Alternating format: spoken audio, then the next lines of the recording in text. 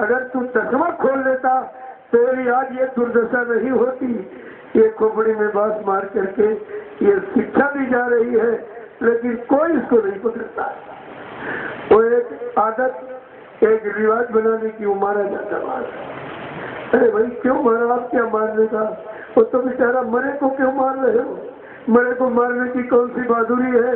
लेकिन वो ऋषि मुनि महात्माओं की एक शिक्षा थी कि खोपड़ी माने 10वां द्वार देख यहाँ पर है, बांस मार के बताया जाता। इस तरह तूने अगर अपने 10वें द्वार को खोल लिया होता तो 9 द्वारों में अपनी शक्ति को नाजायज नष्ट नहीं करता और आज तुझे नंगा करके जलाया नहीं जाता, तुझको जल समाधि दी जाती। देखो महात्मा ने सब कुछ रखा है, लेकिन आपने किसी की बातें नहीं मानी। आगे समझा के क्या करे कि घर के काट सवारे काढ़ो, घर के काट सवारे काढ़ो, ये भूत भे धरी खई है, भूत घर खई है, जा दिन मन पाती उड़ी गई है,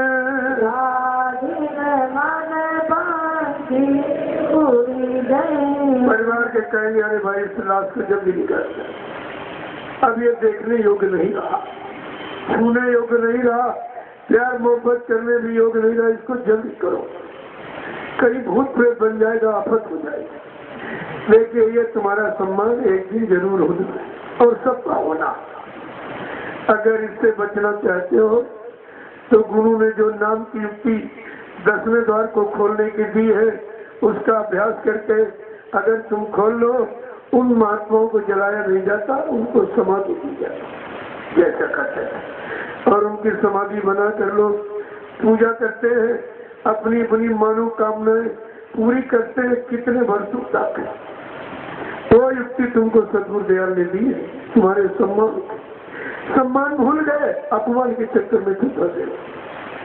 आगे क्या कह रहे हैं कि अजहू मूढ़ करो सत्संगत, अजहू मूढ़ करो सत्संगत, संतन में कुछ पई हो, संतन में कुछ पई हो, जा दिन मन पाछी उड़ी गई है,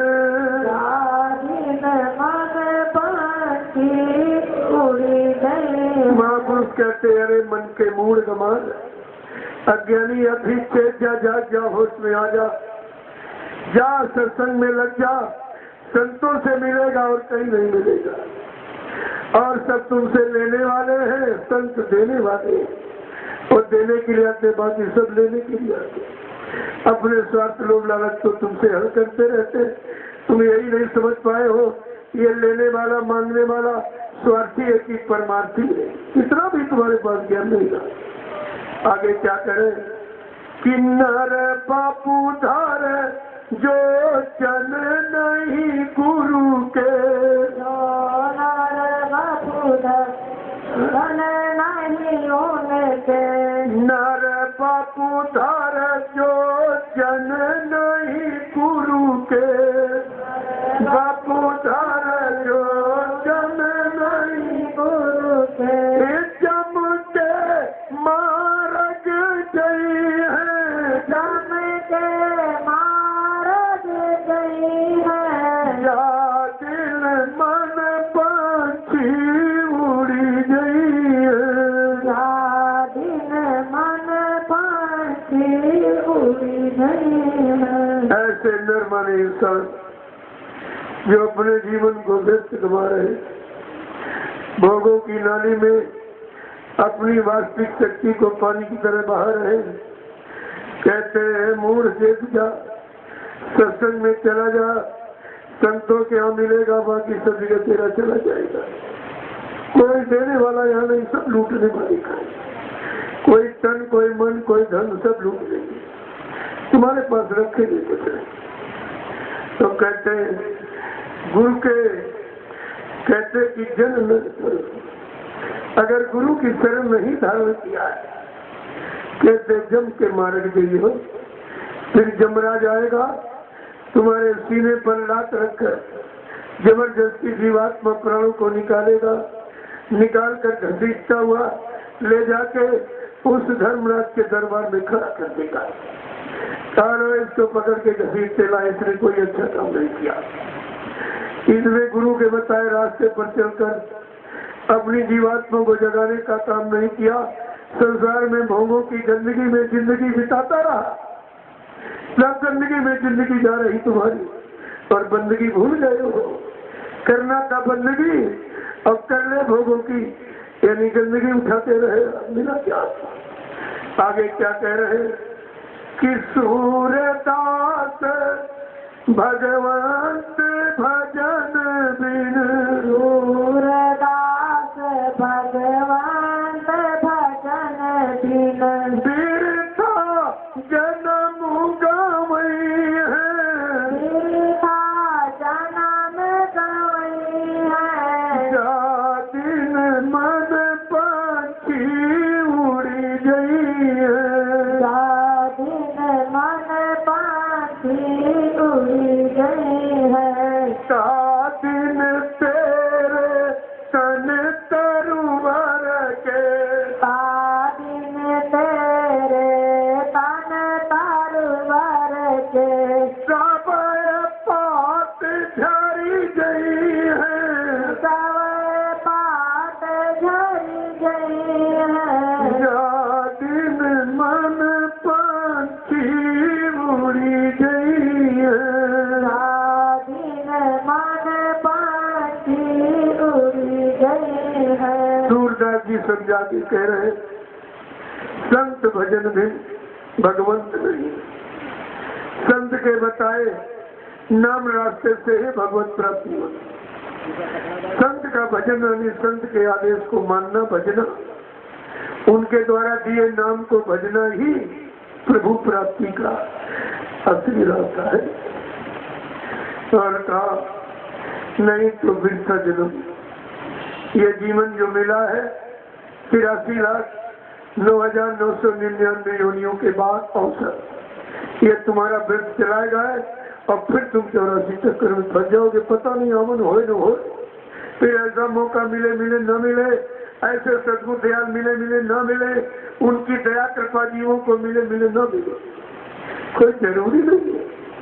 इसलिए पहले ही उन्होंने कह दिया ऐसे गुरु मिले नहीं कबहू, का फिर ऐसा सदगुरु धरती पर कभी नहीं आएगा जिसने जीवात्माओं के हित के सिवा दूसरा कोई रास्ता ही यहाँ नहीं रखा।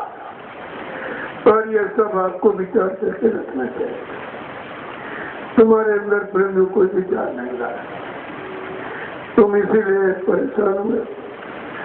और इसीलिए देखो जिंदगी के जितने भी काम है इंसान सब जवानी में पूरा करने की कोशिश करता है। सबको बुढ़ापे की बात मालूम, बुढ़ापे में कुछ नहीं होगा। मकान, दुकान, जमीन जायदाद, बाल बच्चे, शादी ब्याह, ये सब काम तुम बुढ़ापे जवानी में ही पूरा कर लेते हो। लेकिन भजन बुढ़ापे के लिए छोड़ सकता है जो कभी नहीं किया। अरे तुम्हारे रोज के करे किए हुए काम बुढ़ापे में नहीं होते, तो ये नया काम जिसको कभी नहीं किया ये भजन बुढ़ापे के नाम छोड़ देगा। क्या करोगे? न बैठा जाएगा, न लेटा जाएगा, न भूख बर्दाश्त, न मतलब प्यास बर्दाश्त, न नींद बर्दाश्त, यानी सारी बर्दाश्त क्षमता इस शरीर इंद्रियों की चली जाएगी। इसलिए महापुरुषों ने कहा अरे सोच ले कि कर ले निज काज जवानी में, इस 2 दिन की जिंदगानी में मेहमाना इस जवानी जाती है, फिर लौट कभी ना आती है। रे मूड है इसे मत खो देना, तू किससे और कहानी में कर ले निज काज जवानी में, इस 2 दिन की जिंदगानी में कि भगवान इसी में मिलते हैं, कि भगवान इसी में मिलते हैं। क्यों ढूंढे पत्थर पानी में, कर ले निज काज जवानी में। इस 2 दिन की जिंदगानी में मेहमान ही जवानी जाती है, फिर लौट कभी ना आती है। रे मूढ़ इसे मत खो देना, तू किससे और कहानी में। जिन बात गुरु की मानी है, कि जिन बात गुरु की मानी है, वो निज घर अपना पाते हैं।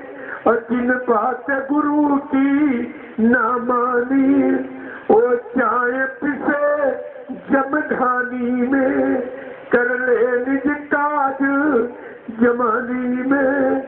इस 2 दिन की जिंदगानी में मेहमान इस जवानी जाती है, फिर लौट कभी ना आती है।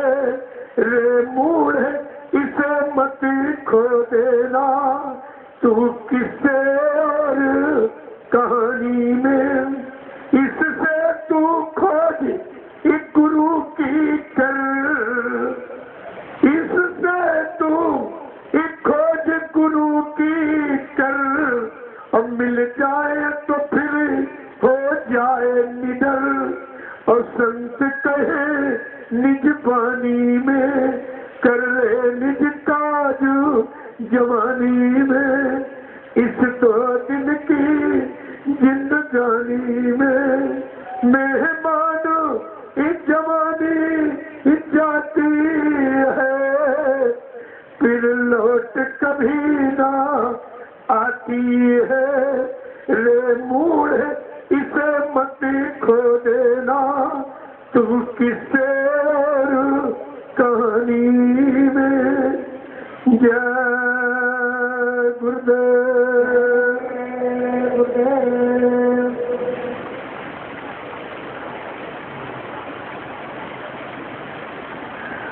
लगभग प्रेमी समय पता नहीं चला, 3 घंटे निकल गए पता नहीं चला। तो मैंने कुछ नहीं किया, अभी इशारे किया है, तो कल का दिन और बाकी नहीं। जिसको बहुत जरूरी हो तो जा सकता है, लेकिन तुम जाके वहां कुछ कर नहीं सकते, और न तुम कोई लाभ उठा सकते। सत्संग छोड़कर जाने का कोई लाभ नहीं। अरे तुम्हें अगर विश्वास हो, जो लाभ तुम जितना चाहते हो तो पूरा सत्संग करके जाओ, तुम्हें 5 दिन का लाभ एक ही दिन में दिला दिया। ये क्यों सोचते? यहाँ लाभ हानि का तो प्रश्न ही नहीं। साधु से सोन हो न सार कारज हानि, कभी हानि का तो प्रश्न नहीं है। हो सकता तुम्हारी कोई दुर्घटना होनी, कभी आपको रोका जाए क्यों घड़ी टाल तो यही रह जाओ। तुम रहकर कहीं कुछ नहीं कर सकते, तुम्हारे हाथ में कुछ नहीं है। नुकसान होना होगा, तुम वहां खड़े रहोगे तभी हो गया, कुछ नहीं कर पाए। समाज तो सत्संग से होती है, और तुम अपनी दुनियावी बुद्धि लगाते नहीं हम नहीं जाऊंगा, ये बिगड़ जाएगा। अरे तुम कोई बनाने वाले हो? अरे करे कोई लाख करे या कोई और है, कहे कोई लाख करे या कोई और, करने वाला तो कोई और है। जिसके हाथ में तुम्हारा लेखा जोखा है वही बनाओ बिगाड़ जानता है, और तुम्हारा ये शैतान मन धोखा देता है। चलो चलो बिगड़ जाएगा, वही हो जाएगा, वहां रह के बिगड़ जाएगा, तुम करके रहो, तुम्हारे बात का कुछ नहीं। इसलिए पूरा करके जाओ। अगर कोई बहुत जरूरी समझते तो जा सकते आप, ऐसा नहीं है। लेकिन एक रात में तुम करते रहोगे, ये भी तो सोचो कर क्या सकते। तो मैं सतगुरु दयाल से प्रार्थना, और तो जीव कुछ कर नहीं सकता कलयुग का। अरे कम से कम आंसू तो गिरा सकते हो। विरह के आंसू में बड़ी ताकत है। विरह का आंसू सतगुरु कभी बर्दाश्त नहीं करता है, लेकिन तुम्हारे पास विरह का आंसू नहीं, संसार का आंसू है। बहुत रोते, बड़ी शिकायत, बड़ी भक्तों है। जय गुरु सतगुरु तेरे चरणों का बस एक सहारा है। सतगुरु तेरे चरणों का बस एक सहारा है। तेरे दर के सिवा स्वामी मेरा कहीं न गुजारा है। तेरे दर के सिवा स्वामी मेरा कहीं न गुजारा है। पतितों के तारन को अवतार तुम्हारा है।